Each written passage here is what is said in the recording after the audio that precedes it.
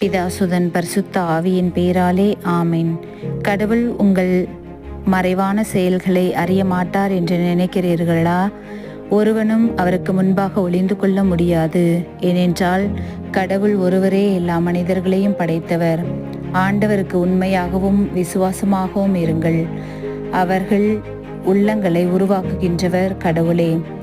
அவர்களின் செயல்கள் அனைத்தையும் உற்று நோக்குபவரும் அவரே என்று திருப்பாடல் 33:15 கூறியிருக்கின்றீர். ஆம், அன்பு தந்தையே இறைவா, எங்கள் உள்ளங்களை உற்று நோக்குபவராக இருக்கின்ற நீர் இன்று நாங்கள் எப்படி செயல்பட வேண்டும் என்பதை எங்களுக்கு உணர்த்தி எங்களோடு இருந்து எங்களை காத்தருளும். இன்றைய ஜெபத்தை கேட்கின்ற ஒவ்வொருவருக்கும் இன்று நாள் இனிய நாளாக அமைய கடவுள் உங்களை ஆசிர்வதித்து நிறைவாக காத்து வழி நடத்துபவராக இருக்கட்டும்.